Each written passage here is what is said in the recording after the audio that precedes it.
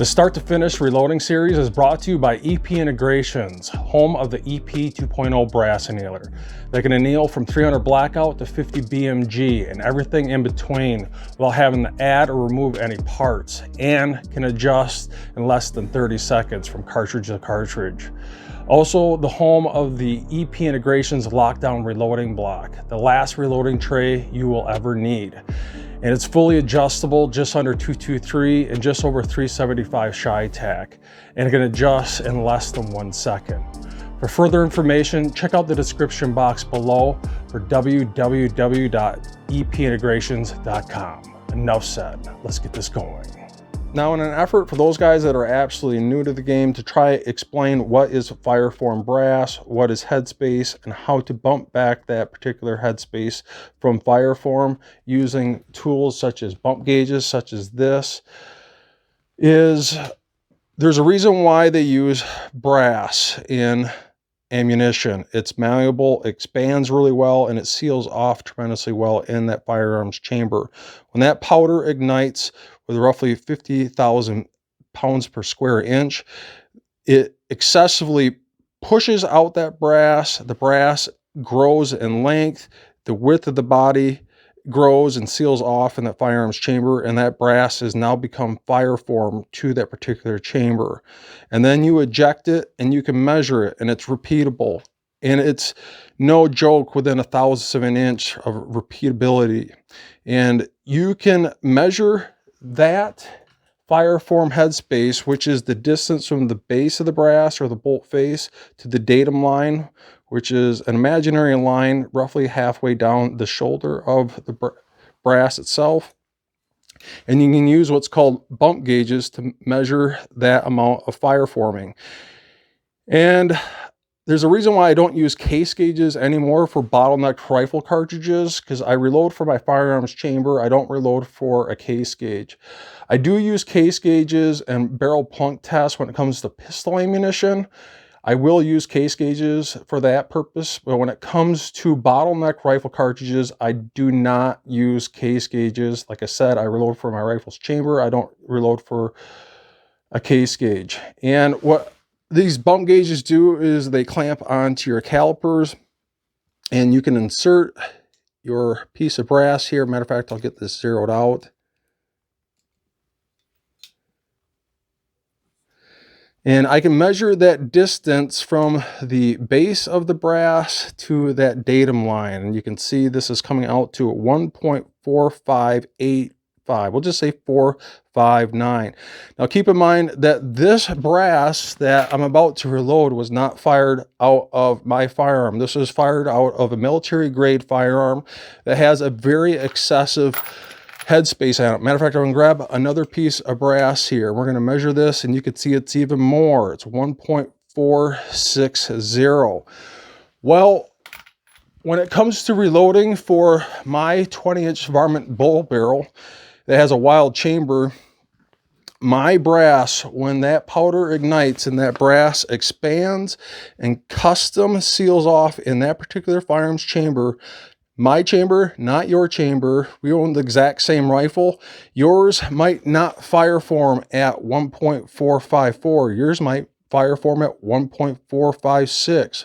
And it's going to be really close, but it's not going to be the same. And that's why I do not use case gauges. I use bump gauges where I reload for my firearms chamber, not a case gauge. So keep that in mind. Brass fireforms in my firearm at 1.454 with its wild chamber, and I'll try and bump back that headspace 0.003 of an inch from 1.454 to 1.451. You know, if I was to reload this ammunition and fire it, obviously it's going to fireform at 1.454. I'm going to bump that back 0.003 of an inch for a semi-automatic to 1.451.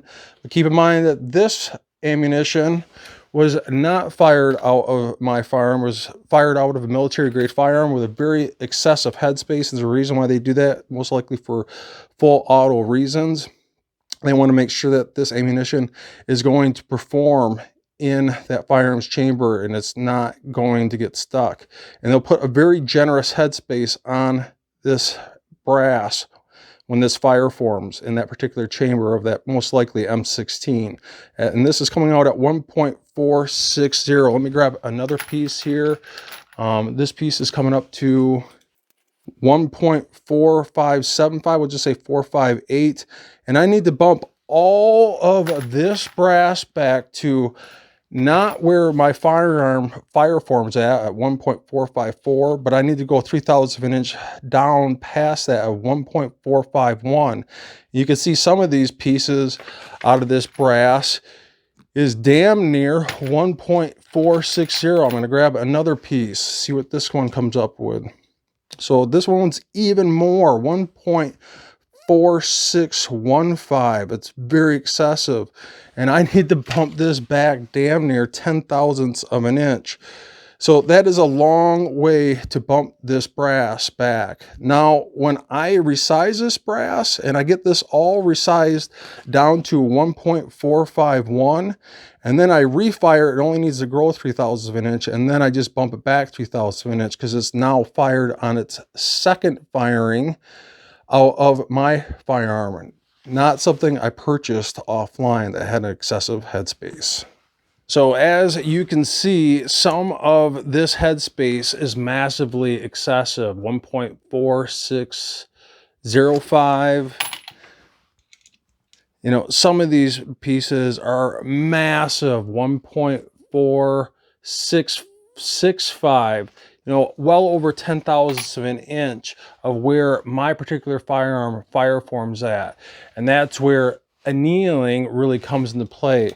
What annealing does is it helps soften the brass. It helps with that sizing process, especially when it comes to once fired Lake City brass that came out of someone else's chamber and you're excessively bumping back the headspace to your target headspace, in my situation, a 1.451. Enough said. Let's get this lubed up. Now, I personally like to use one-shot case lube. Just make sure that you shake this up really, really well. Just read the directions. But it's very important to make sure that you shake this up really, really well before you use it. Next thing I think you should have in your reloading room is Imperial case wax. If you're not using Imperial case wax, in my opinion, you're not doing it right. And what I like to do is take my brass. I just use a popcorn bowl. Look, a little over 100 pieces there. And what I like to do is get some of this Imperial case wax, and I get the smallest amount. And I say the smallest amount, we're not talking much, just a little bit on the tip of my finger here. If I can get this to zoom in so you can see there's not much there. And I'll just spread that right into the palm of my hand. We're not talking a lot. And I will spray down the inside of my hand, and I'll spray down, just lightly dust your brass. You don't need to overdo this. You can over lube your brass.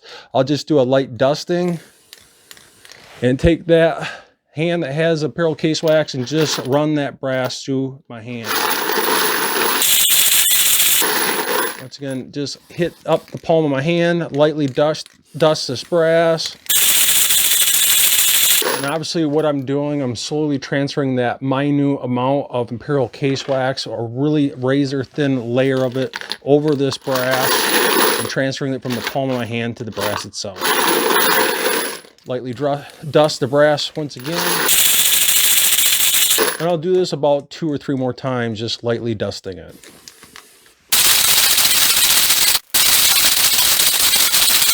And that's about it. All of these pieces are evenly covered with lube.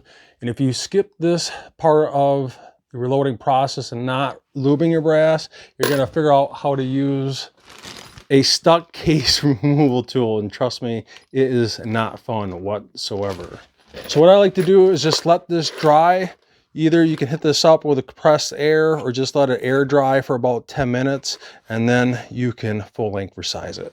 Now, a quick note, if you want to try and figure out what your firearm fire forms at, is just to get some inexpensive factory ammunition, fire about 2 or 3 pieces out of that chamber, grab those 3 ejected pieces of brass and measure those pieces of brass with your bump gauges.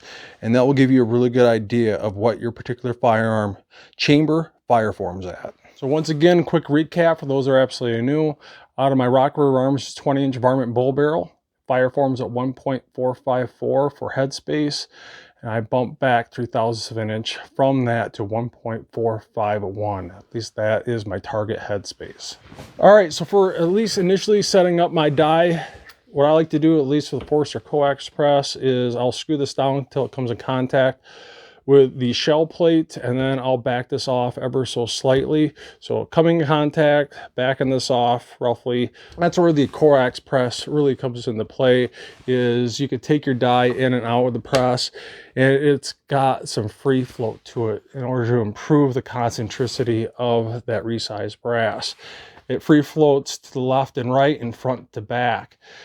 And also free floats on the shell plate holder itself. This brass can actually slide left to right and self-align itself with the die. That's where this single stage press, this coax press, really shines. Now, like I said, I will screw this till it comes in contact with the shell plate and back it off ever so slightly. And on this first piece, I like to condition the die. So I'll get a very minute amount of imperial case wax on the tip of my fingers here and cover the outside of that first piece of brass. And I'll get a Q-tip here, get a very small amount of imperial case wax on the inside of the case mouth opening. And that will rub off on the inside of the die. That's called conditioning the die. And I'm actually going to measure this very first piece to see where we're starting and ending up with in regards to the headspace. Now, on this very first piece, this is coming, make sure we're zeroed out on our calipers. So we're good there. And this is starting out at 1.4565. You can see I'm kind of spinning the brass here a little bit to get a consistent readout on these bump gauges. So 1.456. So I am going to run this through the full length resizing die until I start to see that headspace move. And sometimes if it doesn't come in contact with the datum line inside the resizing die, is that headspace can actually grow. So let's just run this and see what happens. See if it actually moves that headspace or the datum line. And this was 1.456 when we started. And just like that, being that we did not come in contact with the headspace actually grew. What happens is when the headspace of your resized brass doesn't come in contact with the datum line on the inside of your resizing die, is the body of the brass will get pushed back down in the spec, and that brass length will actually grow. And sometimes your headspace can actually grow because of that. And that's exactly what happened here. So I'm going to get this zeroed out. And remember, it started at 1.456. And it actually grew to 1.458 because it didn't come in contact with the shoulder of the brass of the resizing die. This actually grew up to 1.458 because it didn't come in contact with the shoulder of the die itself. I'm going to screw this down ever so slightly and rerun this again and see if that shoulder starts to get bumped or moved. And just like that, it's starting to come in contact, and it's actually back down to where we started, 4.565. So we're going to keep on screwing this down ever so slightly. It doesn't take much.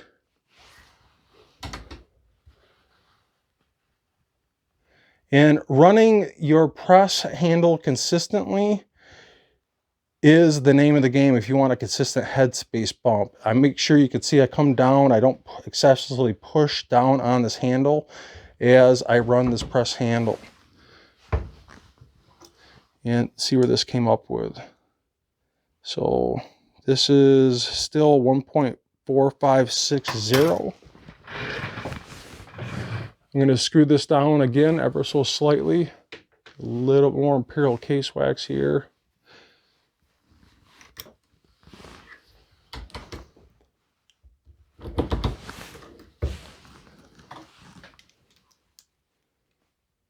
And just like that, we are right at our target headspace of 1.451.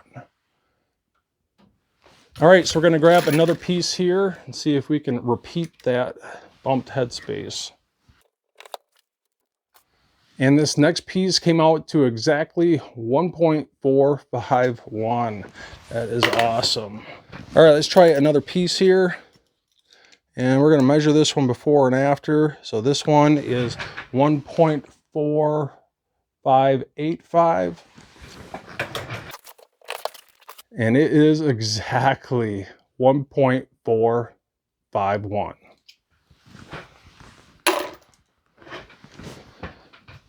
We'll just do one more piece, starting out at 1.458. Consistently running that press handle. Comes onto the stop. I don't excessively push down on that. Back this off. And once again, exactly 1.4510. All right, so I'm going to finish up the rest of these 100 pieces, and I'll see you guys on the flip side. All right, so we are down to our last few pieces here. Just kind of prove a point here. This one here is starting out at 1.456, and I guarantee every single one of these is exactly 1.451. So double check this after it's been resized. So right there at 1.451. Go on to our next piece here, and 1.485. Consistently running that press handle. Some like to be overcammed, some don't. This particular coax press does not. So 1.451. And our very last piece here, and this one is pretty generous, 1.4605. And after it's sized, right on the money, 1.4515. So it's spinning that brass, get a consistent readout. And just to show you that I'm not full of BS here, matter of fact, I'll grab this other pan here, dump all of these in here, and I'm just gonna grab some miscellaneous pieces here just to show you how consistent these headspace pumps are. And our target was 1.451. So 451. It's just random pieces here. 451. 451. 451. 451. Do one more just to prove a point. It's a 451. And that's where annealing really comes into play in regards to getting a consistent headspace bump. Now, just as a side note, when it comes to full length resizing, when it comes to semi-automatic or an AR, you absolutely must full length resize. You don't have the option, and you must bump back that headspace back from fire form. In my opinion, roughly 3 to 4 thousandths of an inch. When it comes to bolt action, seems like most guys I know do 1 to 2 thousandths of an inch from fire form. Now, you know, I like to keep it simple, stupid, just a weekend warrior, especially for hunting purposes. I think this is more acceptable with just using a standard full-length resizing die with the pin and expander ball still in the die. That's my opinion just fine. I get amazing accuracy results out of it, actually. But if you're at the tip of the spear in regards to ultimate precision, bench rest rifle shooting, F-class shooting, PRS shooting, you might want to consider stepping up your dies to something like an S-type bushing redding die, for pure example, or completely taking out your expander ball and pin and controlling the neck tension with like a mandrel process. That's definitely something to keep in the back of your mind when picking out your full-length resizing dies.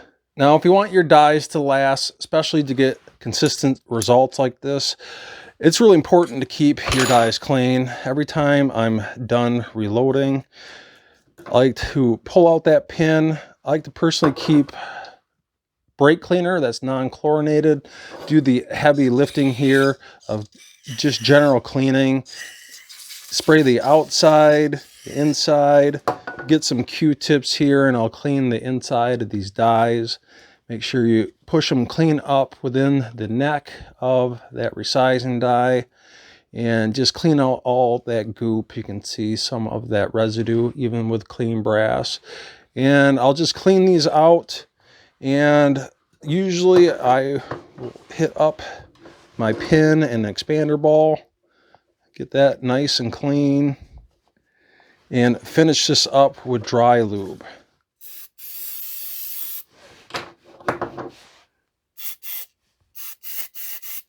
Out the outside.